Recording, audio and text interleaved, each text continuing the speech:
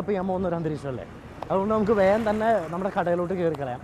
ഇന്നിപ്പോൾ ഞാൻ നിൽക്കുന്നത് നമ്മുടെ പുളിമൂട് നിന്ന് അംബുജവിലാസത്തോട്ട് പോകുന്ന റോട്ടിലാണ്. ഇവിടെ അംബുജവിലാസം റോഡ്.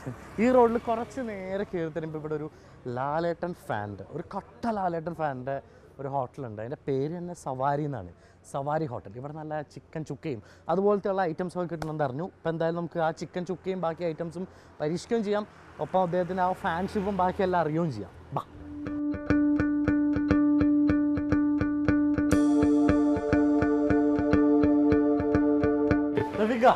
നമസ്കാരം. നമസ്കാരം. അതെ, ഇതാണ് നമ്മുടെ റഫീഖിക്ക, സവാരി ഹോട്ടലിന്റെ സവാരി റഫീഖ്. എന്തുകൊണ്ടൊക്കെയാണ് നമ്മൾ ഈ സവാരി റഫീഖ് എന്ന് പറയുമ്പോൾ ഇതൊരു വെറും സവാരി അല്ല, ഇതൊരു സവാരി ഗിരിഗിരിയാണ്. ഇത് തന്നെയാണോ? ഇതാണ് ആ സവാരി. ഞാൻ പറഞ്ഞില്ലേ, ഇപ്പൊ തന്നെ പറഞ്ഞോളൂ, ഞാൻ നല്ലൊരു കട്ട ഫാനാണെന്ന്. നമ്മുടെ ചേട്ടന് വിട്ടുള്ള ഒരു പരിപാടിയില്ല. അണ്ണൻ നമ്മളെ അണ്ണൻ അതൊന്ന് ലാഡിയായിട്ട് പറയുന്ന അണ്ണനാണല്ലോ. ആണ് ഇവിടുത്തെ ലാലേട്ടൻ ഫാൻസ് അസോസിയേഷന്റെ എന്തെങ്കിലും ആണോ? ഫാൻസ് അസോസിയേഷന്റെ എന്തെങ്കിലും ആണോ എന്നല്ല, ഫാൻസ് അസോസിയേഷന്റെ എന്തൊക്കെയാണ് ഓൾ ഇൻ ഓൾ ആണ്. നമ്മുടെ കടയ്ക്കും പേരും ആ സവാരി ഗിരിഗിരിയുടെ സവാരിയാണ്. അപ്പൊ നല്ല കടക്കിട്ടിരിക്കുന്ന പേരും പിന്നെ ഫുഡും സവാരി ഗിരിഗിരി, എല്ലാ ഫുഡും സവാരി ഗിരിഗിരി. നമുക്ക് ഉണ്ടാക്കാൻ പോകുന്ന ഫുഡുകളെല്ലാം ഒരു സവാരി ഗിരിഗിരി ഫുഡാണ്. നമ്മൾ ഉണ്ടാക്കാൻ പോകുന്ന ചിക്കൻ ചുക്ക, പോത്ത് റോസ്റ്റ്. കാരണം ഒരു ഭക്ഷണ പ്രിയനാണല്ലോ, കാരണം ഈ ഭക്ഷണത്തിനൊന്നും പിന്നോട്ടല്ലല്ലോ, എല്ലാം ഞങ്ങളെല്ലാരും ഒരേ രീതിയിലാണ്. ഈ രീതിയല്ല അത്. അപ്പൊ എത്ര നാളായി നമ്മുടെ കട തുടങ്ങിയിട്ട്? ഇത് കട തുടങ്ങി 2 വർഷം. 2 വർഷമായി. അപ്പൊ തൊട്ട് തന്നെ സവാരി തന്നെ തൊട്ടേ അത് സവാരി ഓർമ്മ വെച്ച നാൾ മുതലേ ഈ മോഹൻലാലിന്റെ ഒരു അമ്മന്റെ ഒരു ഭയങ്കര ലാലേട്ടൻ ഫാൻസ് ആണ്.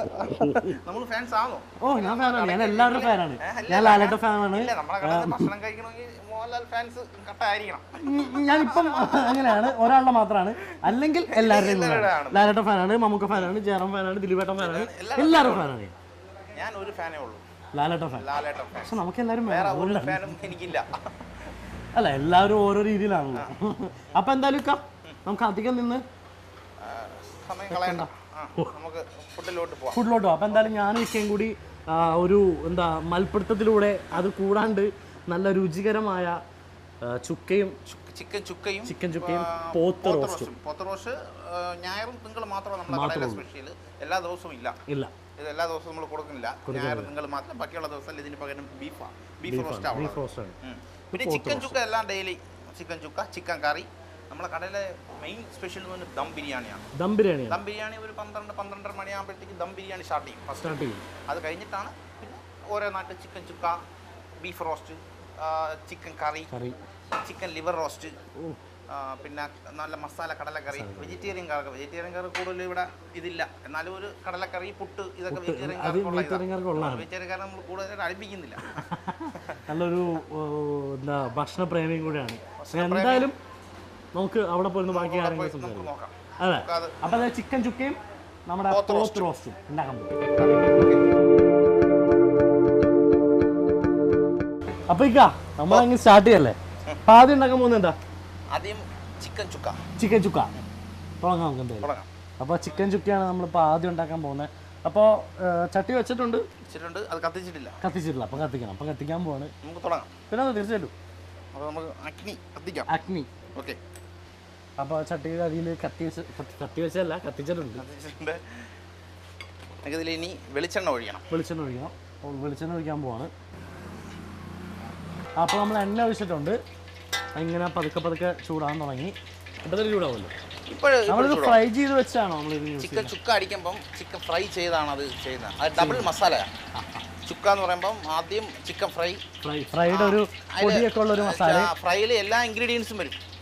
അതിൽ വെളുത്തുള്ളി ചതച്ചത്, ഇഞ്ചി ചതച്ചത്, പച്ചമുളക് ചതച്ചത്, മുളക് പൊടി, മല്ലിപ്പൊടി, മഞ്ഞപ്പൊടി, പെരുജീരകപ്പൊടി, ഈ എല്ലാ ഇൻഗ്രീഡിയൻസും ഇതിനകത്തുണ്ടാവും.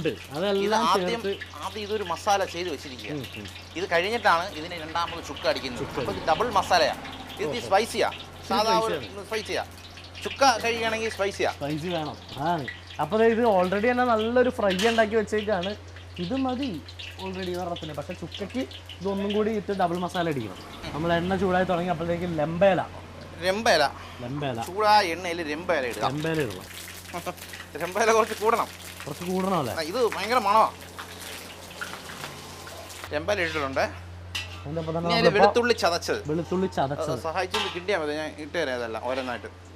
വെളുത്തുള്ളി ചതച്ചത്, അടുത്ത പച്ചമുളക് ചതച്ചത്.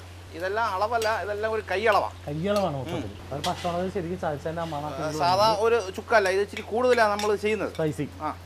ഇഞ്ചി ചതച്ചത് എല്ലാം ചതയാളാണ്. അതൊന്ന് വശക്കണം, ഒന്ന് മൂക്കേണ്ടിയിരിക്കും. പച്ചപ്പൊക്കെ ഒന്ന് മാറി ഒന്ന് മൂത്ത് വരണം. ഇതിൽ ഇനി അത് മൂത്ത് കഴിഞ്ഞാൽ അതിൽ മഞ്ഞപ്പൊടി, ഇത് ഇത്തിരി ഒന്ന് മൂത്ത് തുടങ്ങിയിട്ടുണ്ട്. അപ്പോഴത്തേക്കും മഞ്ഞപ്പൊടി നമ്മൾ ആഡ് ചെയ്യാൻ പോകുന്നത്. മഞ്ഞപ്പൊടി ഏകദേശം അതിനൊരു അളവുണ്ട്. അത് കൂടത്തൊന്നുമില്ല, കറക്റ്റായിരിക്കും. മുളക് പൊടി കഴിഞ്ഞാൽ മുളക് പൊടി ഇടും. മുളക് പൊടി അത് ഈ കയ്യാവ് നമുക്ക് മനസ്സിലാവും. എല്ലാം ആ ഒരു കൈയുടെ ഒരളവാണ്. ഇത് ഈ മഞ്ഞപ്പൊടിയും മുളക് പൊടിയും കൂടെ ഇതൊന്ന് ഒരു ചുവപ്പ് കളർ വരും. അപ്പോൾ നമ്മൾ അതിൽ അടുത്തത് ഇതിന് നമ്മൾ ഈ സ്പ്രിംഗ് ഒനിയൻ, സെല്ലരി, ഇതെല്ലാം കൂടെ ചെയ്തിട്ട് ഒരു സൂപ്പുണ്ട്, ഒരു വെള്ളം. ഇതിൽ നമ്മൾ പച്ചവെള്ളം അല്ല ഒഴിക്കുന്നത്. എന്തൊക്കെയാണ് അതില് സെല്ലരി കാണും, സെല്ലറി ഉണ്ടാവും, സ്പ്രിംഗ് ഒനിയൻ, മല്ലി, പുതിന, മല്ലി, ഇതെല്ലാം കൂടെ ഇട്ട് ഒരു വെള്ളമാണ്. ഈ വെള്ളമാണ് നമ്മൾ ഇതിൽ യൂസ് ചെയ്യുന്നത്. സ്റ്റോക്ക് വാട്ടർ നല്ല ഒരു പ്രത്യേകിച്ച് നമ്മൾ ഉണ്ടാക്കുന്ന ഒരു സൂപ്പാണ്. നമ്മളുടെ ചിക്കൻ കറിയിൽ, ഈ ബീഫിൽ, പോത്ത് റോസ്റ്റായാലും എന്ത് സാധനത്തിലും നമ്മൾ ഒഴിക്കുന്ന ഈ വെള്ളം പച്ചവെള്ളം അല്ല ഒഴിക്കുന്നത്. ശരിക്കും പച്ചവെള്ളം ഒഴിക്കുമെങ്കിൽ പച്ചവെള്ളം അല്ല ഒഴിക്കാൻ പാടില്ല. ഈ സൂപ്പ്, ഇത് പുതിന, മല്ലി, സ്പ്രിംഗ് എല്ലാം ഉള്ള ഒരു ഇൻഗ്രീഡിയൻസ് ഉള്ള ഒരു സാധനമാണ്. ഇത് ഞങ്ങൾ ഏകദേശം മൂത്ത് കഴിഞ്ഞാൽ ഈ വെള്ളം ഇതിൽ ആവശ്യം നമുക്കത് മനസ്സിലാവും. അതെല്ലാവരും കണക്കാണ് അല്ലേ? എത്ര വേണമെന്ന് നമുക്ക് മനസ്സിലാവും. എല്ലാം നന്നായിട്ടൊന്ന് ഒഴിച്ചു. അപ്പം തന്നെ നന്നായിട്ടൊന്ന് മിക്സ് ചെയ്തിട്ടുണ്ട്. അല്ല ഇത് ഇനി ഒന്ന് ഇളക്കി ഒരു മൊത്തം ഒരു ഭാഗത്തിലാക്കിയിട്ടുണ്ട്. അല്ല ഇനി ഇത് തിളക്കണം. ഒന്ന് തിളക്കണം. നമുക്ക് കുറച്ച് തീ കൂട്ടി വെച്ച് കൊടുക്കാം. ഈ ഒരു ഗ്രേവി ഒന്ന് ചെറുതായിട്ടൊന്ന് തിളച്ച് കിട്ടണം.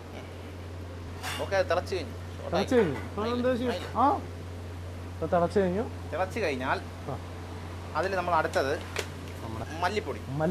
അപ്പോൾ തിളപ്പ്, ആ ഒരു തിളപ്പിൻ്റെ സമയത്ത് നമ്മൾ മല്ലിപ്പൊടി ആഡ് ചെയ്യും. മല്ലിപ്പൊടി അതൊരു കൈ അളവാണ്. ഈ അളവ് നമുക്കത് മനസ്സിലാവും. ഇത് ഉലുവ പൊടിച്ചതാണ്. ഉലുവ പൊടിച്ചത് ഇത് കറക്റ്റ് ഇടാൻ പാടുള്ളൂ. ഇത് കുറച്ച് കൂടാൻ പാടില്ല, കുറച്ച് കുറയാനും പാടില്ല. കയ്പ്പ് അങ്ങനത്തെ സംഭവങ്ങളെല്ലാം ഉണ്ടാവും.